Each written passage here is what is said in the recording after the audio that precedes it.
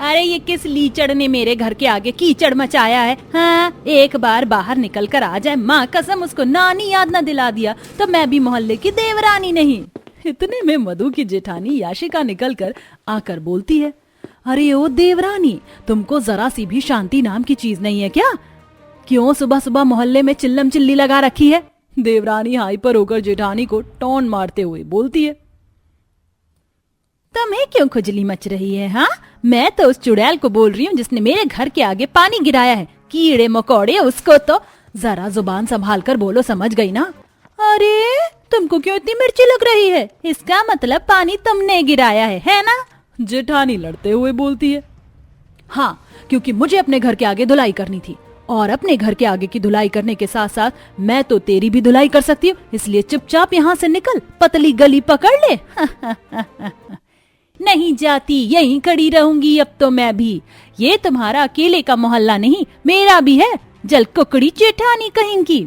सुबह सुबह दोनों देवरानी जेठानी की लड़ाई की आवाज सुनकर ऊपर से तिवारी जी, जो कि दूसरों के झगड़े में मजे लेने का काम करते हैं, देखते हुए चाय की चुस्की का स्वाद लेके बोलता है, लो भैया, सुबह सुबह शुरू हो गया मोहल्ले की दोनों देवरानी जेठानी की लड़ाई। अरे सब लोग आ जाओ, जिसको भी देवरानी जेठानी की गरम मसाले वाली लड़ाई देखनी है। दोनों का घमासान युद्ध देखने के लिए पूरा मोहल्ला जमा होकर लड़ाई देखने लगता है। हे भगवान, ये दोनों देवरानी जेठानी फिर से चिक चिक बाजी करने लगी है। पता नहीं दोनों देवरानी जेठानी आखिर किस खेत की मूली हैं। कितनी बार समझा लिया फिर भी लड़ने से बाज नहीं आती हैं। सारे के सारे मोहल्ले वाले मजे लेकर लड़ाइयां देख रहे होंगे। वैसे तो आपने सुना होगा कि एक पड़ोसी दूसरे पड़ोसी का झगड़ा छुड़वाते हैं, पर यहाँ सभी मोहल्ले वाले आग में घी डालने का काम करते थे। जहाँ सब लोग लड़ाई का आनंद ले रहे थे, मगर आखिर कौन है ये लड़ाकू विमान देवरानी जेठानी? आइए कहानी के पिछले भाग में देखें। जहाँ सुबह सुबह जेठानी याशिका किचन के अंदर आलू के पराठे बनाने की तैयारी कर रही होती है, तभी देवरानी किचन में आती है। अरे जेठानी जी, आप तो बड़ी तेज है, सारे आलू खुद ले लिए। चलिए चलिए, आधे आलू मुझको दीजिए, मुझे यश जी के लिए सैंडविच बनाना है। अच्छा जी, अगर नहीं दूंगी तो क्या करोगी?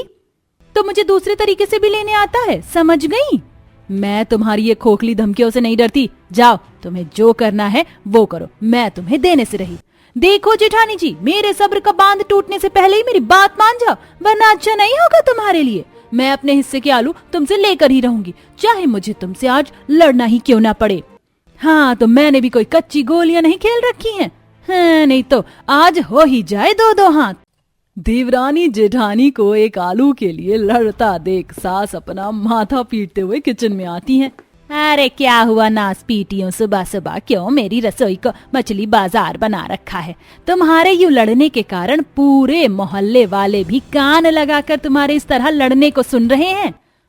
तभी जेठानी कहती है, अरे भाड़ में जाए सारे मोहल्ले वाले। देखिए ना मम्मी जी, एक तो देवरानी जी किचन में इतना लेट आई हैं और मुझसे बहस कर रही हैं। मेरा तो नाक में दम करके रख दिया है।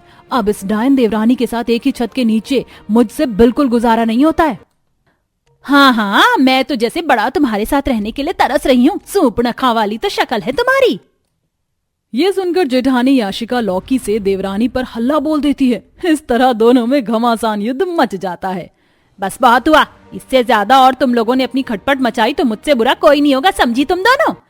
कलेशबाजी देखकर सास दोनों को अलग अलग करने का फैसला करती है और इसी तरह दोनों एक दूसरे की पड़ोसी बन जाती हैं, लेकिन लड़ना बंद नहीं करती हैं। ऐसे ही एक सुबह दोनों बहू की बहस कचरे को लेकर मोहल्ले में फिर चालू हो जाती है। अरे ओ देवरानी, ये जो मेरे घर के आगे तुमने अपना कचरा फैलाया है, फटाफट से समेट लो। अपने कूड़े कचरे को साफ करो मेरे दरवाजे के सामने से। चल निकल, नहीं करती, क्या बिगाड़ेगी मेरा?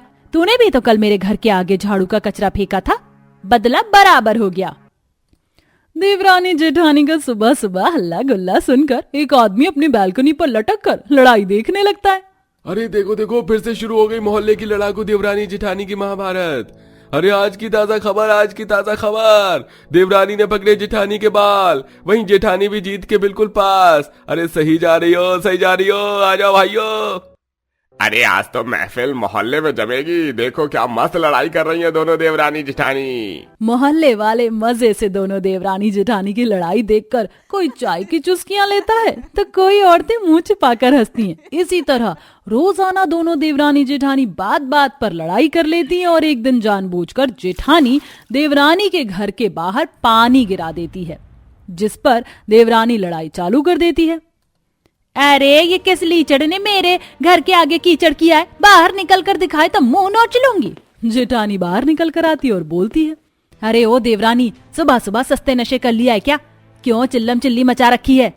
तुम्हें क्यों मिर्ची लग रही है मेरे घर के आगे जिसने पानी गिराया है? मैं तो उस चुड़ैल का नाम ले रही हूँ। मैंने गिराया है पानी क्योंकि मुझे घर की धुलाई करनी थी। वैसे मैं तुम्हारी धुलाई भी अच्छे से कर सकती हूँ, इसलिए चुपचाप पतली गली पकड़ लो।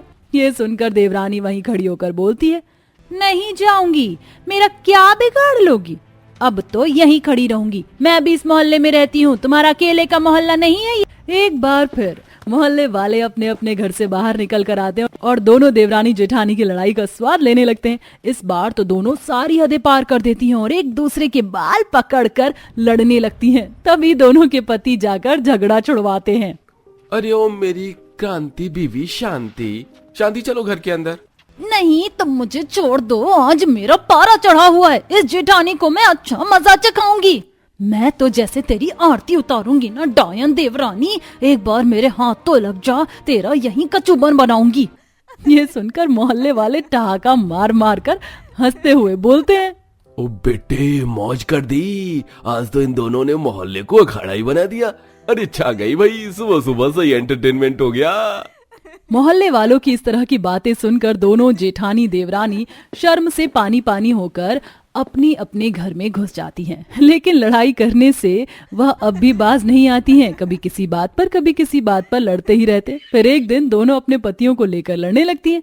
अरे अरे ओ लड़ाकू जेठानी जी के पति, देवर जी मेरे पति के साथ क्या चपड़ चपड़ कर रहे हो?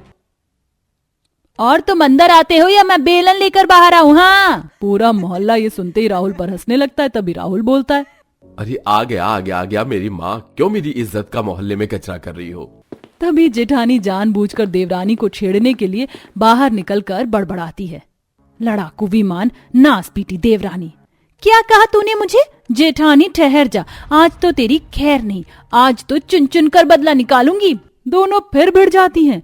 सास अपना माथा पकड़ते हुए बोलती है, पता नहीं मैंने पिछले जन्म में कौन से कर्म किए थे कि मुझे तुम जैसी निकम्मी निठल्ली बहुएं मिली हैं। तुम दोनों के इस रोज रोज के घमासान युद्ध और झगड़ों से तो मैं परेशान हो गई हूँ। अब तो गली और मोहल्ले वाले भी हमारे पूरे परिवार से खूब मजे लेते हैं।